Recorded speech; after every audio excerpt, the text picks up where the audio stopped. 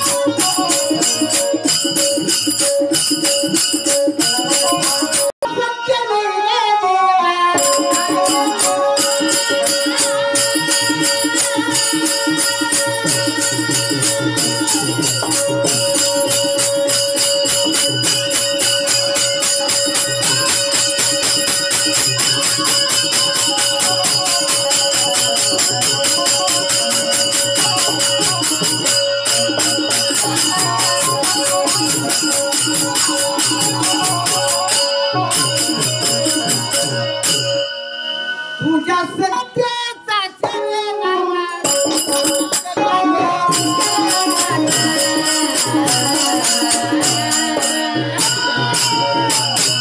वंदन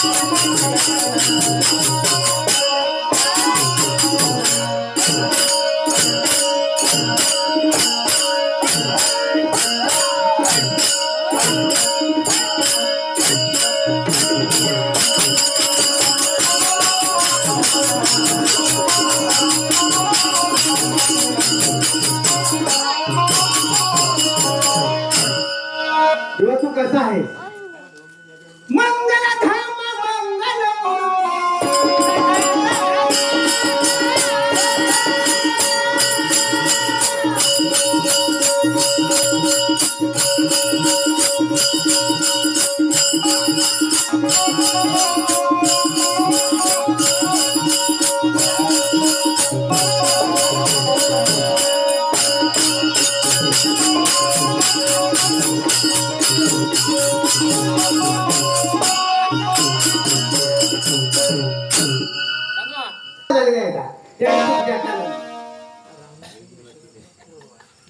ऐका कसे तर रामेश्वर विश्वनाथराव कोळवाड राहणार कांडलेकर या भक्ताकडून सुद्धा चालू असलेल्या गणावर खुश होऊन 21 रुपयाची भेट दिलेल्या भेटीबद्दल माझ्या भजनी मंडळाच्या वतीने त्याच्या मनपूर्वक आभारी आहे. धन्यवाद. मंगल धाम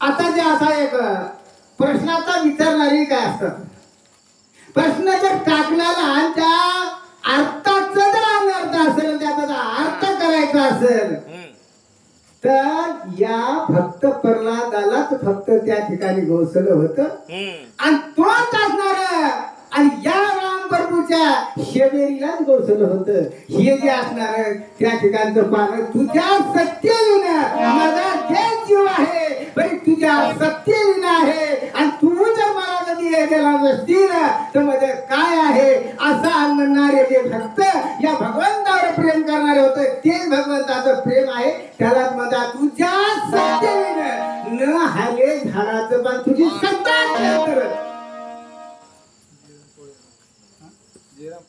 या लाडेवाडाकडून एक प्रश्न विचारलेला होता. प्रश्नाचा उत्तर असलं तर खरं बरोबर होय म्हणा नाही तर नाही म्हणा. मग त्या भक्ताकडून असणारे 21 रुपयाची भेट आलेली आहे आणि दिलेल्या भेटीबद्दल माझ्या भजनी मंडळाच्या वतीने त्याचे मनपूर्वक आभारी आहे. धन्यवाद. तसेच माझ्या शिरूर येथून माझ्या गुरुबंधू म्हणावं तुम्ही त्याचे गुरुबंधू म्हणावं दोघावरच चलाली बरं पाठ्या गावात या नांदेड जिल्ह्यामध्ये दोघावर असणारा हे जर आम्ही साथ दिले नसेल आम्ही दोघं काय करावं देणार तर मी काय करू? सर्वांची साथ असणारा, एकूण एकाला धरून चालणारा आमचा ज्या किशोर पाटील, बालाजी पाटील पडोळे शिरुळकर याच्याकडून असणार 51 रुपयाची भेट आलेली आहे. खरंच काका तू कुठलं बोलतोस मला कळलंच नाही. सांगा जरी मी महागात आहे म्हणालो, तुला 4 राजूवर किलो म्हणजे कसा कसा भजन करतोस आणि भजन कोणाकोणाशी कसं करतो देव कसं आहे हे जर सांगण्याच्या ताकद असेल तर खरंच जाळी वाढवत तूच म्हणूया 51 रुपयाची भेट दिलेली आहे. भेटीबद्दल माझ्या भजनी मंडळाच्या वतीने त्याचे मनपूर्वक आभार आहे. धन्यवाद. म्हणून काय म्हणतात त्याचे महाराज काय म्हणाले?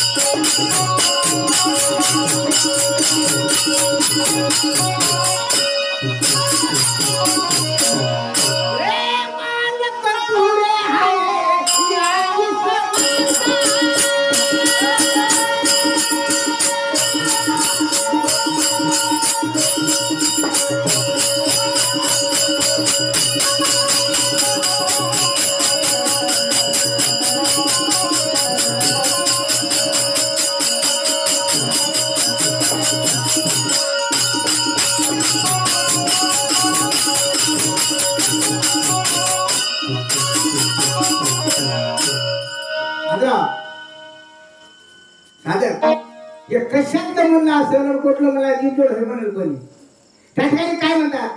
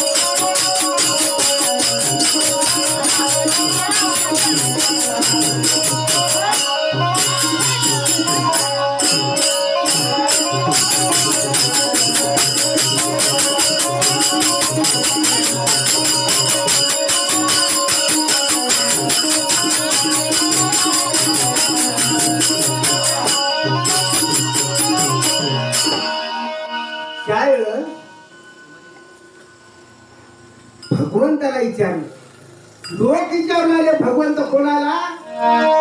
त्या ठिकाणी भक्त प्रल्हादाला विचारले, अरे बाबा तुझा देवच कुठं आहे? खरंच देवाचं काय रूप आहे आणि देव कसा आहे हे आम्हाला दाखवून भक्त प्रल्हादाला जे असणार या जे राक्षस आहे ना, अरे या ज्या असणारा त्याच्या बापाला सुद्धा असणार त्याला सोपं आहे काय? तरी त्यानं चिंतन सोडलं नाही, त्यानं भक्ती सोडलं नाही. भावनातला पक्का होता, अग्नीमधून निघाला, जाळातून निघाला, तेलातून निघाला. ब्रह्मांडात असणारा जर असणारा कोण भगवंत आहे त्याच्या नावापुढे सर्वच फिक्का आहे म्हणून त्या ठिकाणी सांगून गेलेला आहे. कोण? भक्त प्रल्हादानं माझ्या देवाशिवाय दुसरा देव नाही. येड्या भज कोण्याही रूपानं भजबरी भगवंताचं नाम ठेवलं. भगवंताचं नाम सोडून जर एखादी रानावनाचं हिंडलं तर त्या ठिकाणी काय म्हणतात?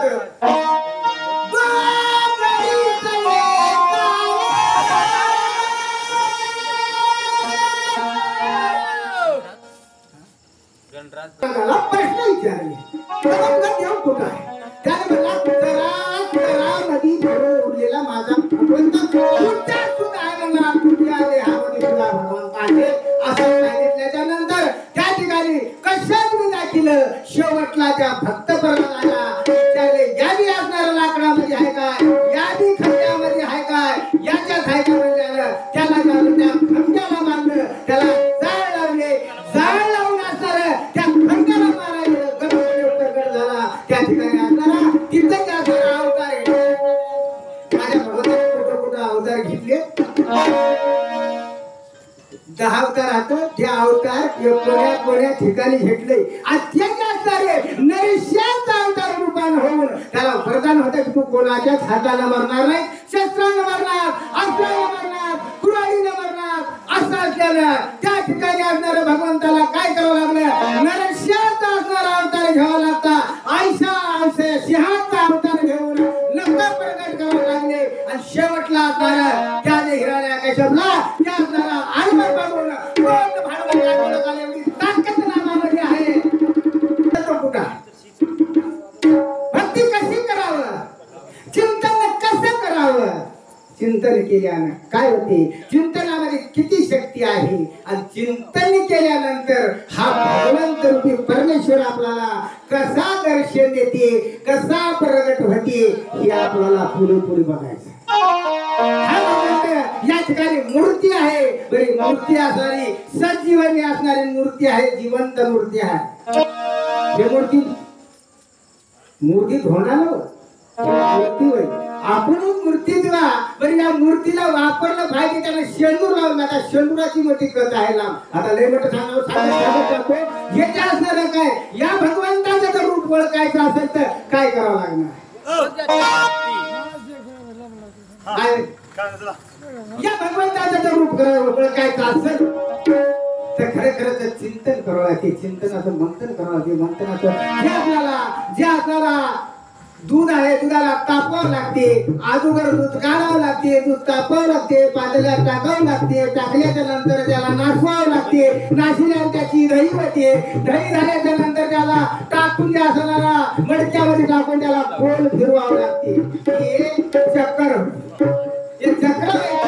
त्याला गोल फिरवावं लागते आणि ते गोल फिरल्याच्या नंतर त्याच्यावर असणारा हे जे असणारा काम करून द्याचा ते असणारा बळ जे आहे या हंकाराचा बळ आहे ते असणारा काय त्या गुणाला जाऊन चिटकून काळा होते आणि जेवढं जे पवित्र जे असणारं ज्ञान आहे ते ज्ञान असणार वर त्याची लोणी